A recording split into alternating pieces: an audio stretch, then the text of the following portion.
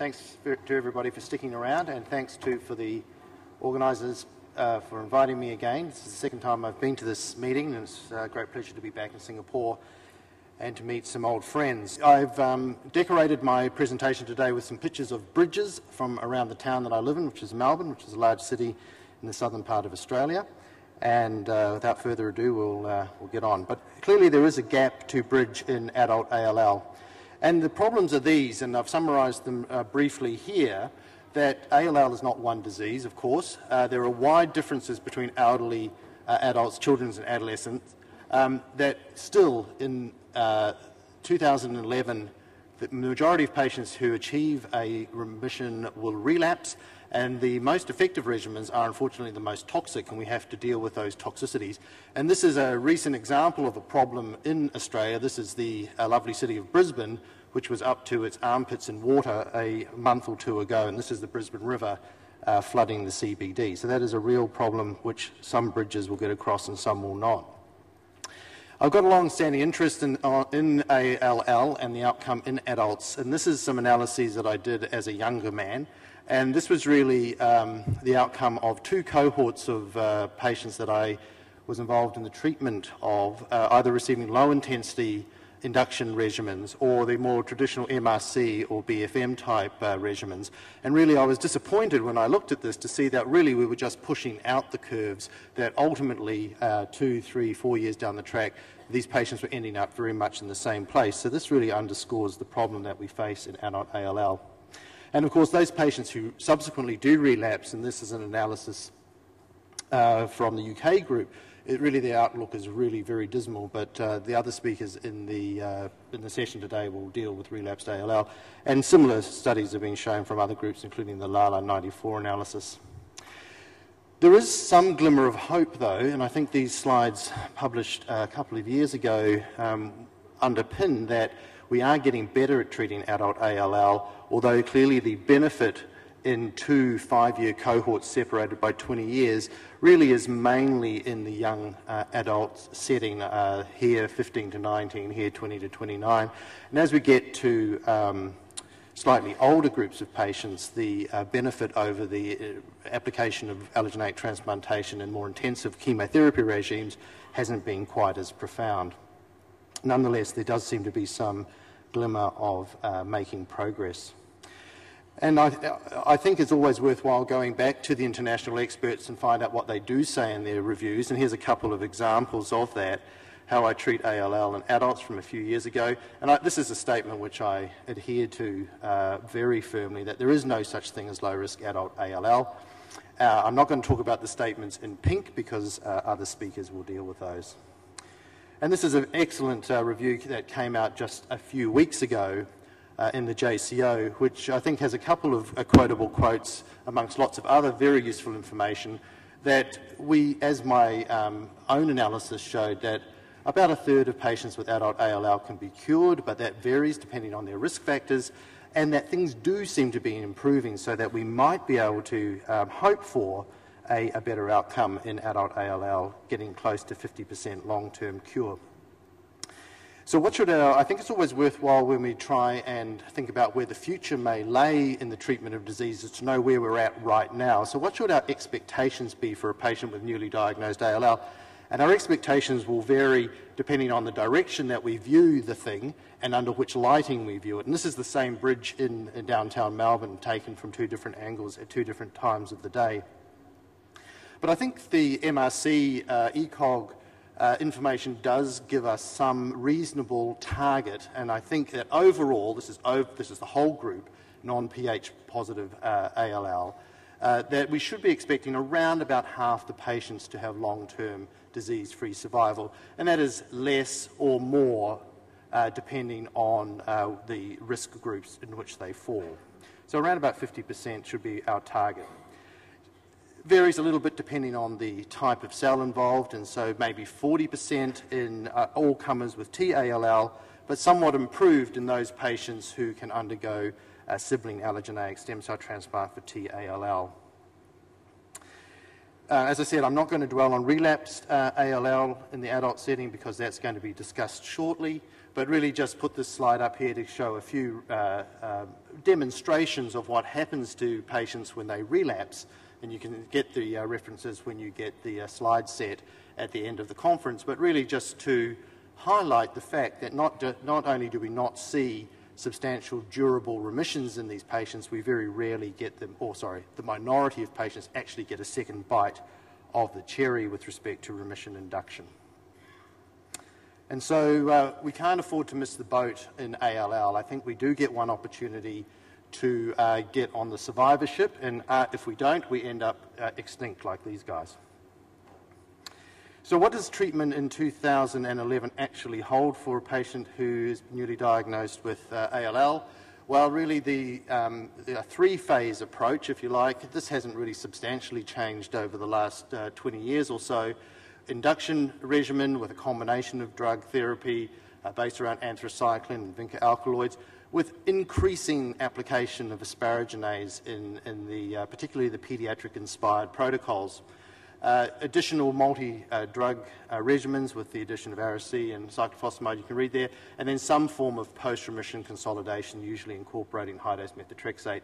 And then a third phase, which is either ongoing maintenance therapy in those patients who are not transplant candidates for either risk, on the basis of risk or donor availability, or some form of high-dose conditioned stem cell transplant, usually allogeneic. And then throughout all of this, of course, not forgetting the value of CNS prophylaxis to avoid sanctuary site relapse. I'm not going to say much about maintenance therapy today other than to say that it should be incorporated in most patients with adult ALL, although the benefits are predominantly in B-cell precursor ALL, with less benefits in T-cell and perhaps, as demonstrated some time ago, no benefit in mature B-ALL. So if we have to get aboard that survivor boat straight away, maybe we actually have to do a better job up front. And of course, there's a lot of pressure put on us by the pediatric hematologists about applying treatment intensification using pediatric regimens, particularly in our young adults, but maybe even in our middle-aged adults as well. And these are the principles of pediatric regimens applied to adult ALL. Increased drug intensity, of course, something that the pediatricians seem to be able to deliver, but adult hematologists find it more difficult to deliver, is a strict adherence to the schedule, both dose and timing. And in those patients who are identified as having standard risk, perhaps a reduced role for hematopoietic stem cell transplantation. But of course there are some significant challenges, which I'll get onto shortly, is whether or not these regimens really are applicable across the range of ages in adults, and whether they're actually going to generate the improved long-term outcomes that have been observed in the pediatric setting. So who gets what? Well, this really comes down to risk stratification, and this is a summary table of that. You can see here listed high risk, standard risk. There is no low risk group, I believe, in adult ALL, as stated previously in a review.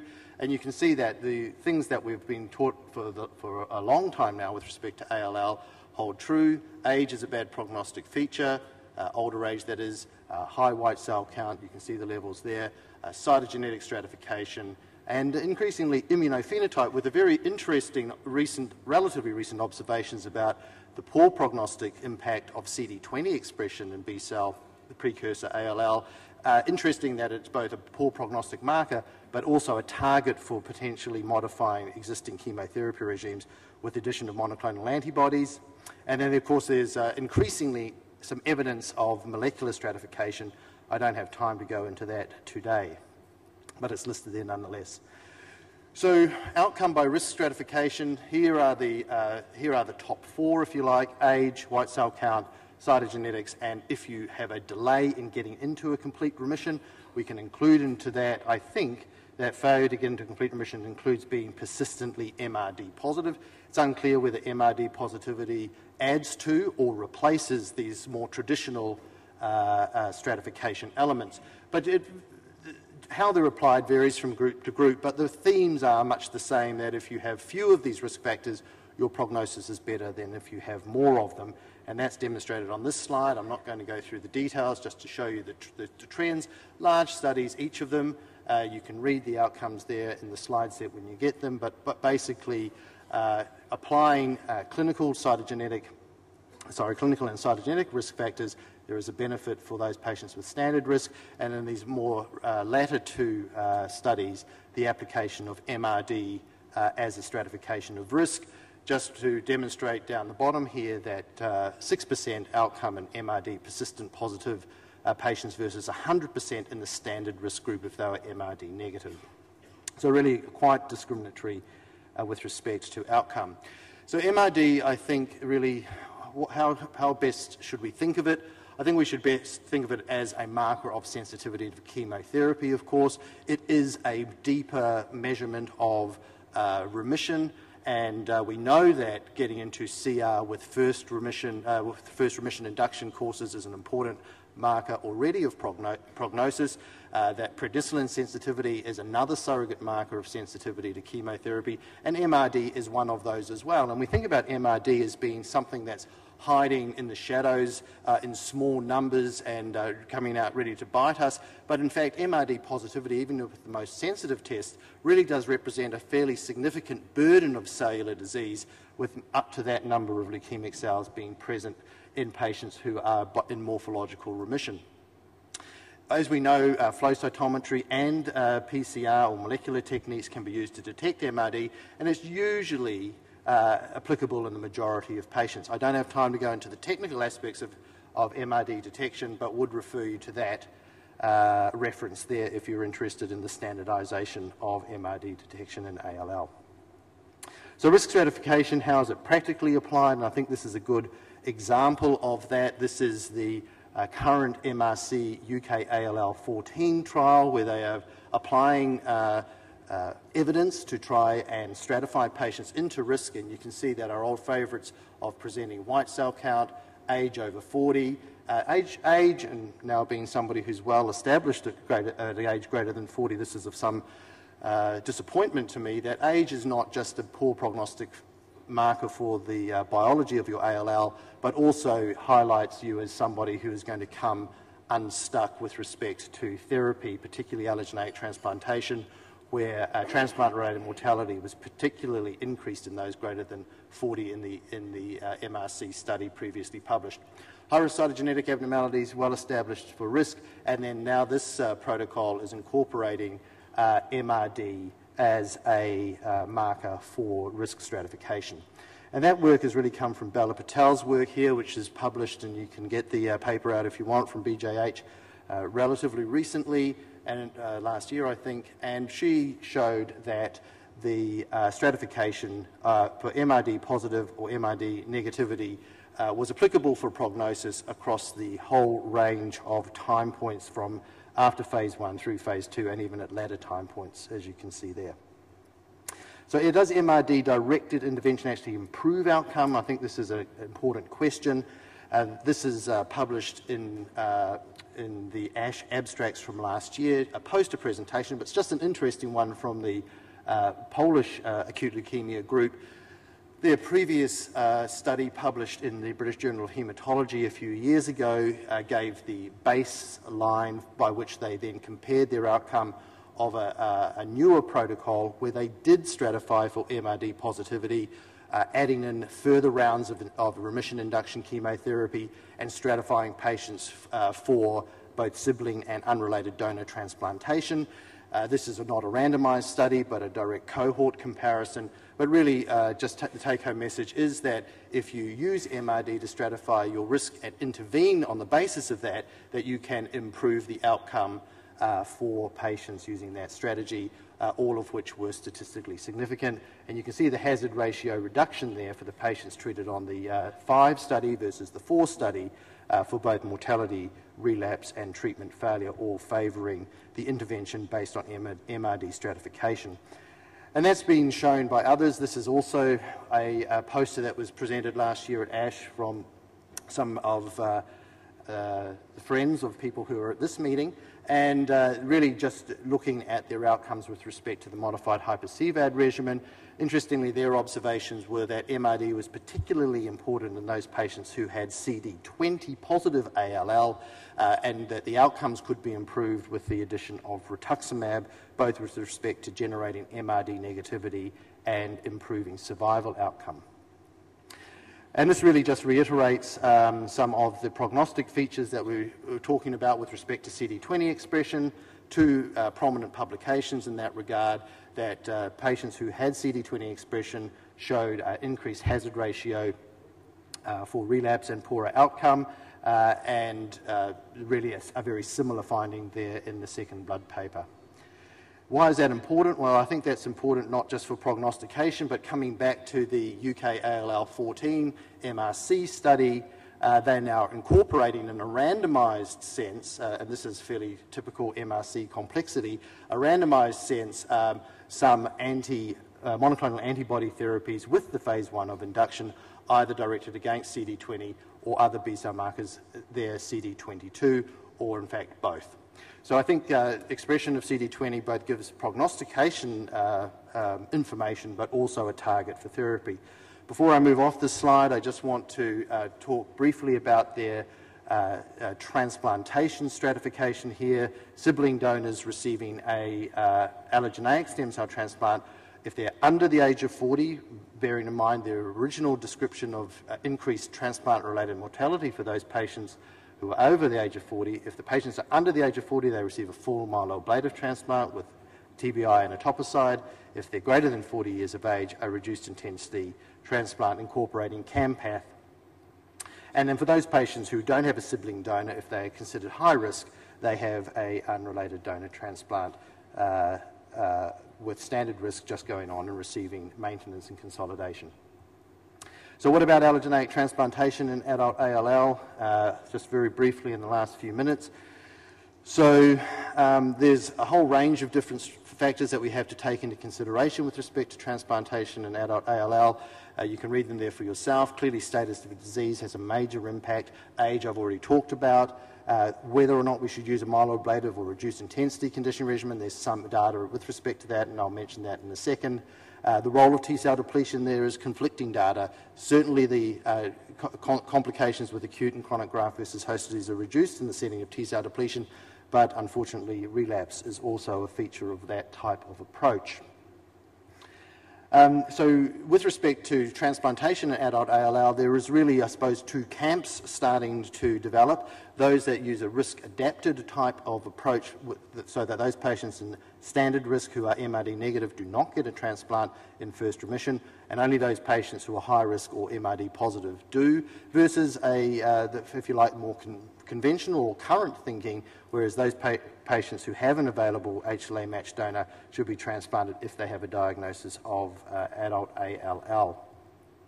And this is, again, a summary of some of the studies that are available to us to help us make our decisions with respect to the allogeneic transplant strategy, and you can read the different decision-making algorithms there for yourself. And really, in this cluster of studies, all of them favoured the application of allogeneic stem cell transplantation for ALL, but not all of them did, and you can see that there was one study where there was no difference there. In the interest of time, I just might jump over that. We know that the relapse rate in the patients with high-risk disease from the UCAL-ECOG combined study was reduced by the application of allogeneic stem cell transplantation, that the patients did not get, had a benefit with respect to reduction in relapse rate, but of course that was all diluted out by the fact that they had an increased rate of transplant-related mortality. And that's really shown here, that the patients going along donor versus no donor were doing fine for the first part of their treatment, but then if they actually had a transplant, their rates of non-relapse mortality really took off in the first and second years. This is a meta-analysis also presented at ASH last year, and really just helps us visualize things with respect to this forest plot, saying that for the majority of the available studies out there, that the outcome favours a donor application for ALL. But you can see that the difference isn't too far from the middle line there, suggesting we either have to make transplantation much safer to move patients further over towards the donor outcome, or come up with some other alternative therapy that's more effective to drag them back onto the no donor favourable outcome. One of the ways of doing that may be to make transplantation safer with reduced intensity transplantation, and there's a couple of studies here from the EBMT suggesting that reduced intensity transplantation may be an effective way of controlling ALL. It certainly doesn't seem to cause detriment with respect to outcome, but unfortunately when we look at overall survival, the curves are superimposable because of the yin and yang approach with respect to non-relapse mortality and increased relapse. So you can reduce toxicity at the expense of increasing relapse. Pediatric regimens, I just want to say a few things about this. There's a few very excellent papers out there. Here's one from a couple of years ago from the Grau group. And really just they made the point in their discussion that this is where LALA 94 gave outcomes for patients at around about 38% event-free survival, and by the application of a more intensive pediatric approach, they could increase the outcome substantially. Just a couple of take-home messages, though. Again, with respect to age, this is the asparaginase dose that could be delivered to these patients who were younger, so they got pretty much on-target therapy. Those patients that were older unfortunately did not get as much, and that was statistically significant. And of course, the time to actually delivering the therapy was prolonged in the older patients, which was reflected in both induction death rate and death rate in CR. I promised Marty that I wouldn't go over time, and I'm pretty much at the end of my time. I just want to make a few more comments with respect to asparaginase. You can view it as two ways. You can view it as a vital treatment component for the treatment of adult ALL, or as a common toxic therapy which actually delays the administration of standard chemotherapy. The bottom line is that in those patients who get complications and can't receive more doses of asparaginase have a worse outcome. And this is just some recent data from the JCO just looking at the improved outcome in young adults and adolescents who receive a pediatric type regimen. pH-positive ALL, I think this is an extremely difficult area and deserves a talk all on itself. We know that has a poor outcome with respect to standard chemotherapy, and even allogeneic transplantation only rescues an additional 20% or so of patients. There is clear evidence of TKI efficacy in the control of pH-positive ALL, and that maybe the combination of chemotherapy and dasatinib can start to deliver outcomes that start to look like the outcomes post-transplant. I'm not sure whether we can actually make